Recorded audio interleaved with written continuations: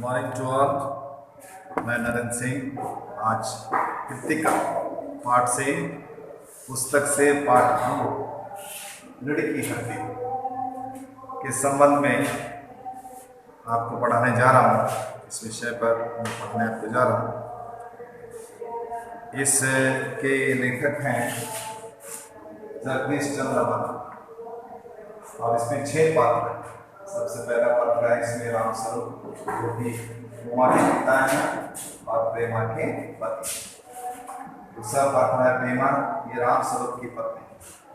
तीसरा रतन, ये नौकर है, राम स्वरूप के घर का ये नौकर है। इसके बाद है उमा। उमा राम स्वरूप की पढ़ी लिखी आधुनिक बेटी। गोपाल प्रसाद प्रसिद्ध वकील है और शंकर गोपाल प्रसाद का पुत्र है। तो ऋण की हड्डी, बैकबोन। देखिए, जिस प्रकार ऋण की हड्डी हमारे पूरे शरीर को संभाल के रखती है, उसके बिना हम उठ नहीं सकते, बैठ नहीं सकते, लेट नहीं सकते। उसी प्रकार उसी के समान समाज में हर व्यक्ति मान मर्यादा, हर व्यक्ति का कुछ सिद्धांत, उसूल, सम्मान होना चाहिए। उसके बिना व्यक्ति का समाज में कोई महत्व और मूल्य नहीं। हर व्यक्ति, हर सामाजिक व्यक्ति समाज में अपनी इज्जत बना के रखनी चाहिए। तो हम जब समाज में सबके साथ अच्छा व्यवहार करेंगे, अच्छा आचरण करेंगे, अच्छे व्यवहार को दिखाएंगे, अपने जीवन में अच्छाइयों को अपनाएंगे, तो समाज में हमारा आदर मान सम्मान। मनुष्यता, हम मनुष्य हैं, हमारे अंदर मनुष्य की भावना होनी चाहिए, इंसानियत की भावना हमारे अंदर होनी चाहिए। समाज में भेदभाव नहीं होना चाहिए। लड़के लड़कियों के बीच में किसी प्रकार का भेदभाव नहीं होना चाहिए। सब समान है। नारी जाति के प्रति सम्मान होना बहुत चाहिए। नारी उपभोग की या उपहार की कोई वस्तु नहीं है। नारियों के लिए शिक्षा कंपलसरी है। समाज में हम सब की उन्नति चाहते हैं, लड़कों की उन्नति हो, लड़कियों की उन्नति हो, हैं। तो इसलिए आज के समाज में लड़के और लड़कियों का पढ़ना और लिखना बहुत जरूरी है। दोनों अच्छा पढ़ें, अच्छा लिखें और अच्छी योग्यता प्रतिभा के बल पर अच्छी नौकरी।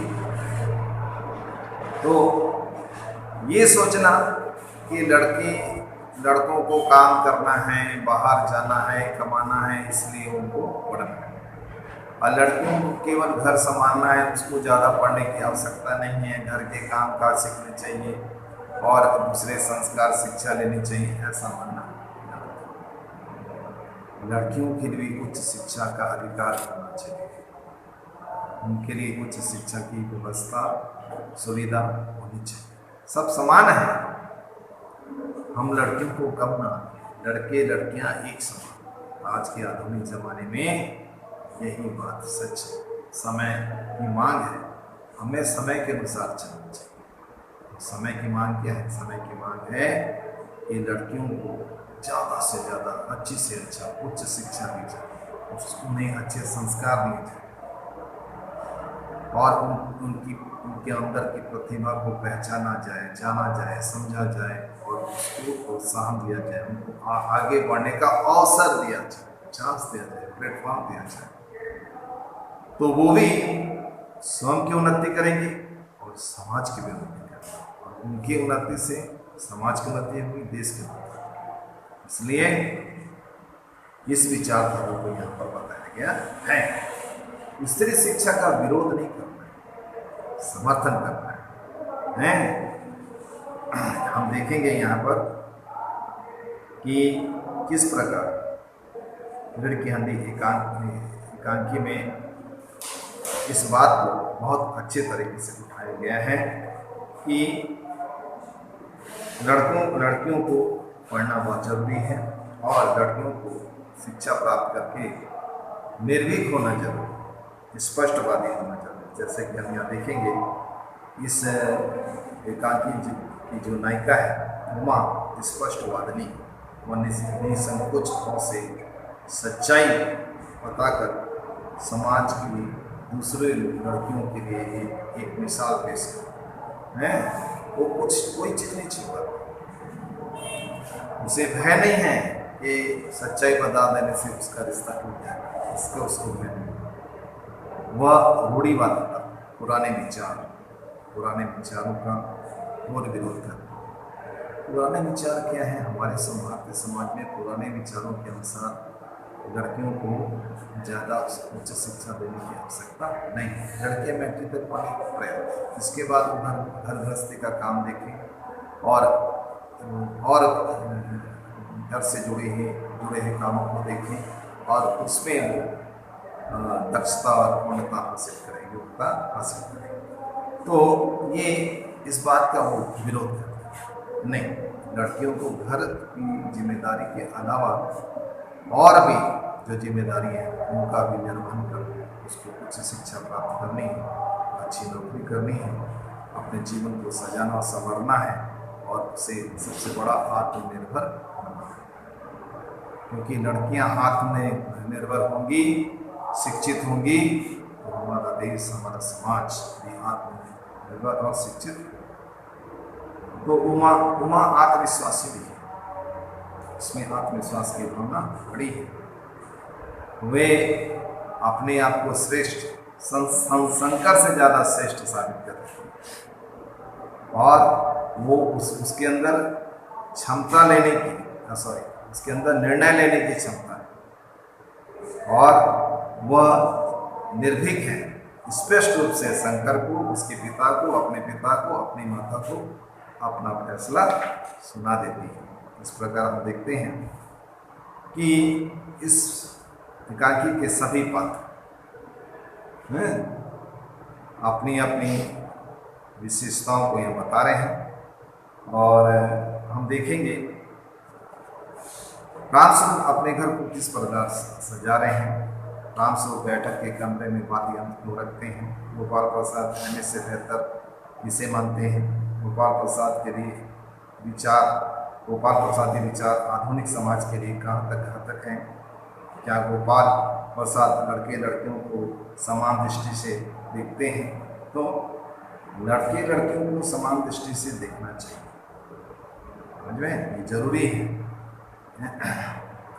तो इस एकांकी का उद्देश्य क्या है? इस एकांकी में लड़कियों को अच्छा सम्मान, अच्छा स्थान दिलाने की समस्या को उठाया गया। लड़कियों को विवाह के लिए आज़ादी मिले, इस बात को समझाया गया है। लड़कियों के विवाह में दहेज का विरोध किया गया है। लड़कियों की पसंद नापसंद और रुचि को महत्व दिया जाना चाहिए, ये बात बताई गई है। लड़कियों के विवाह में माता पिता को दबाया जाना उचित नहीं है।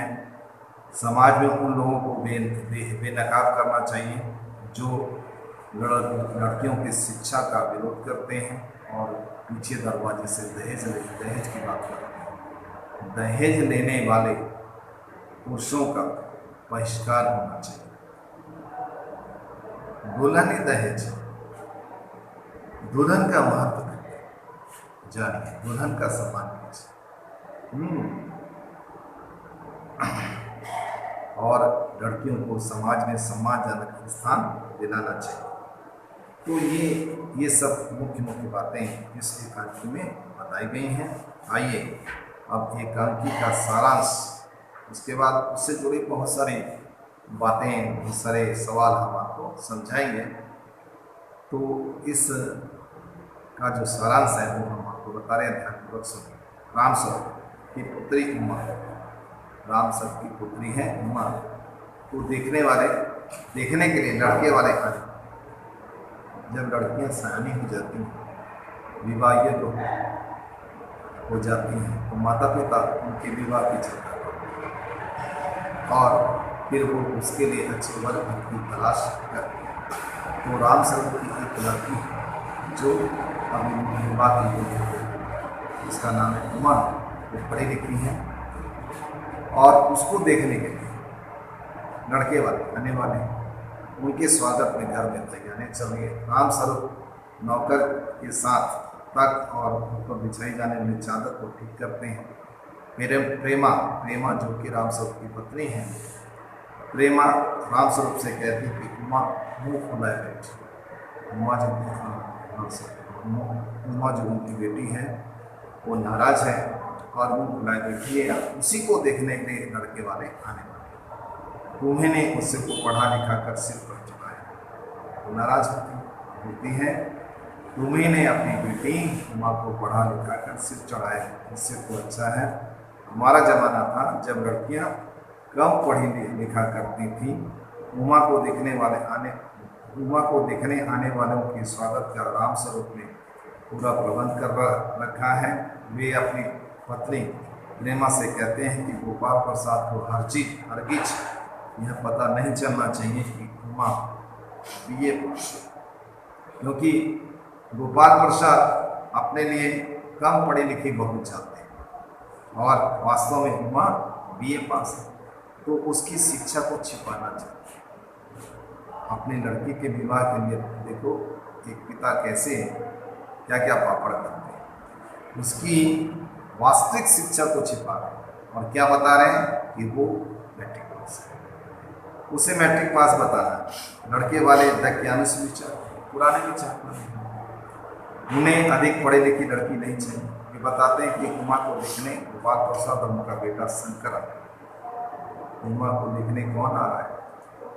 शहर के प्रसिद्ध वकील गोपाल प्रसाद और उनका बेटा शंकर।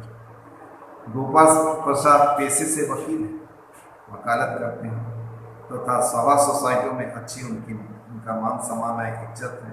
और उनका बेटा है शंकर जो MSc मेडिकल कॉलेज में पढ़ रहा है, जो BSc पास है और मेडिकल कॉलेज में पढ़ रहा है। फिर भी वह अधिक पढ़े लिखी बहू नहीं चाहते।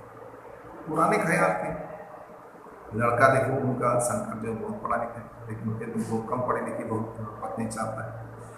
और उसके पिता गोपाल प्रसाद भी बहुत कम पढ़े लिखे बहू चाहते हैं, मैट्रिक पास बहू चाहते हैं। वे अपनी पत्नी से कहते हैं कि तुम उषा को ठीक से समझा देना। प्रेमा उनसे कहती है कि मुझे तो विश्वास नहीं कि उमा झूठ बोल सकेगी, फिर भी मैं कोशिश करूँ। तो इस प्रकार जो राम स्वरूप है वो सच्चाई को छिपाने का प्रयास, उमा के संबंध में, उसकी योग्यता के संबंध में बहुत सारी बातों को छिपाने का प्रयास करते हैं और वे किसी तरह से ये रिश्ता हो जाए, लड़की का ये रिश्ता हो जाए, ऐसा वो सोचते हैं। गोपाल प्रसाद अपने बेटे शंकर के साथ समय पर उमा को देखने आते हैं। राम स्वरूप विनम्रतापूर्वक उनका स्वागत करते हैं और दोनों फिर अपने अपने जमाने की बातें में खो जाते हैं। इसी बीच नाश्ता लाया जाता है, बातें जारी रहती हैं, जिनका सार यह है कि लड़कियों को अधिक पढ़ा लिखा नहीं होना चाहिए। गोपाल प्रसाद और राम स्वरूप के बीच जो बातचीत होती है उसका विषय होता है लड़कियों को अधिक पढ़ा लिखा नहीं होना चाहिए, उनका अधिक पढ़ना लिखना अच्छा नहीं होता, ऐसा लड़कियां घर के लिए तथा लड़के बाहर के लिए।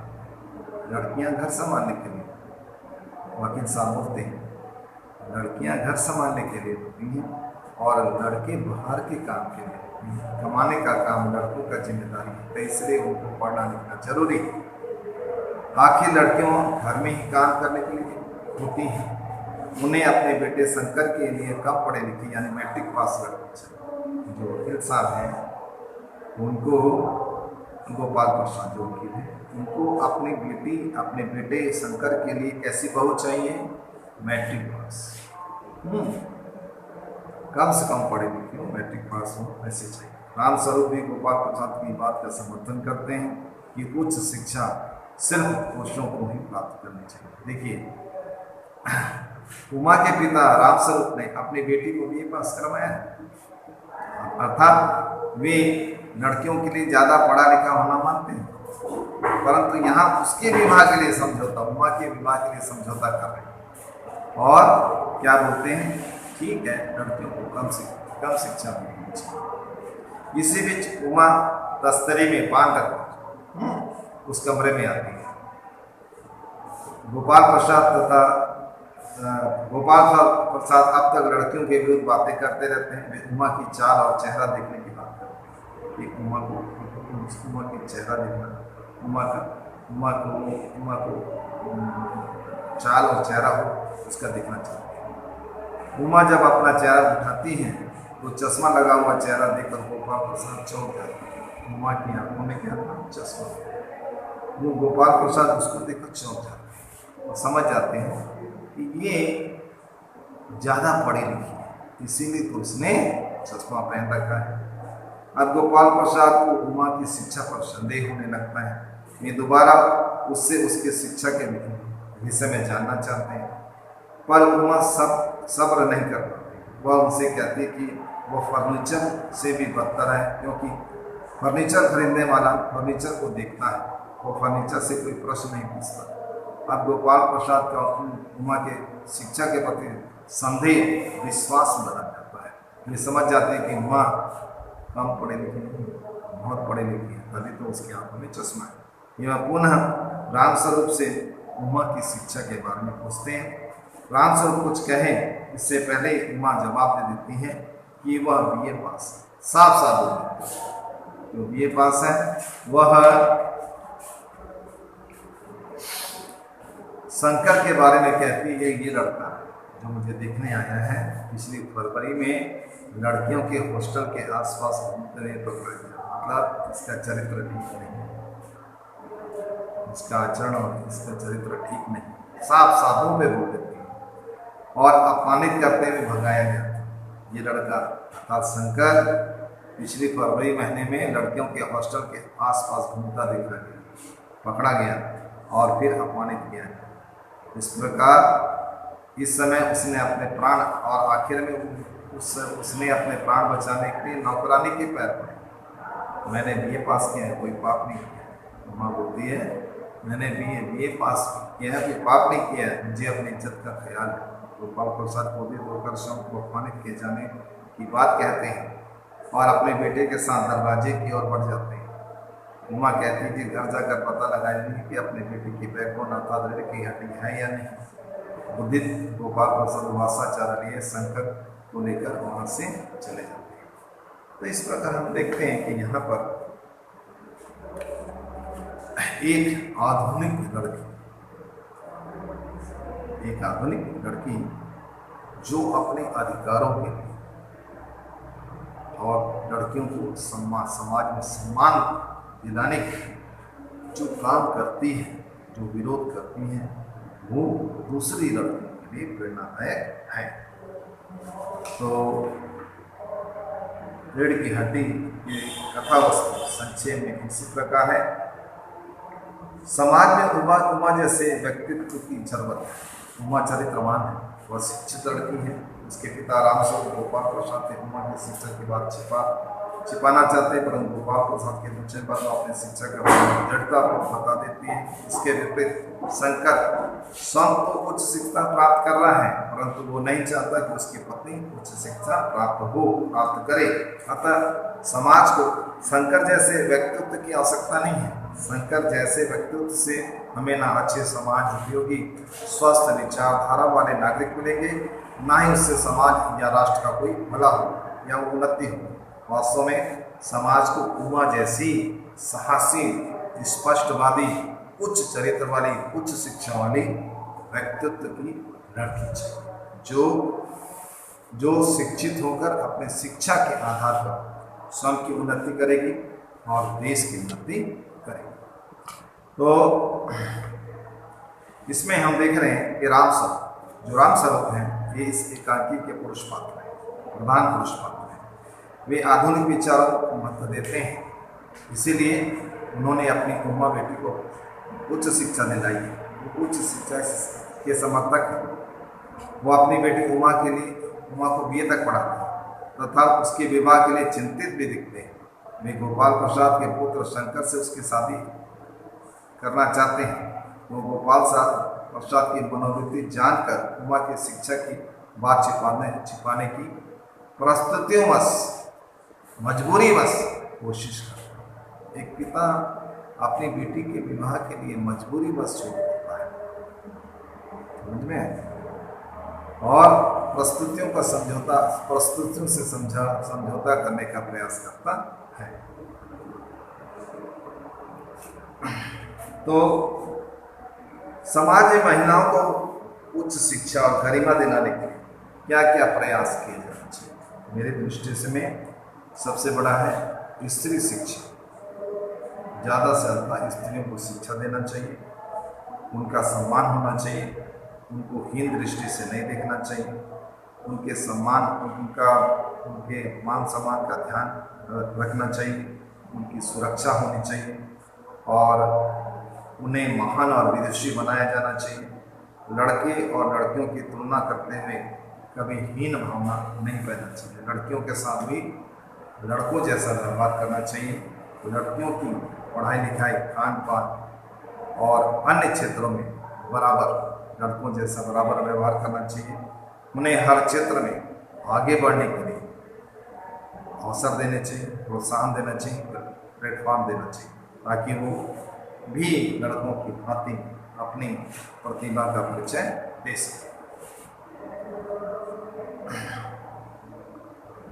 तो इस प्रकार आज हम आपको इतना ही बता रहे हैं।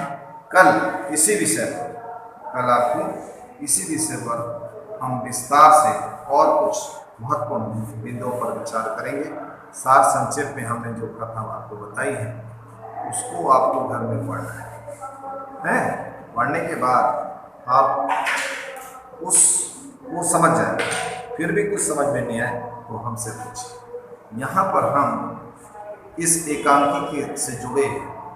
इस एकांकी का क्या उद्देश्य है और क्या होना चाहिए और इसमें किसकी क्या मजबूरी है।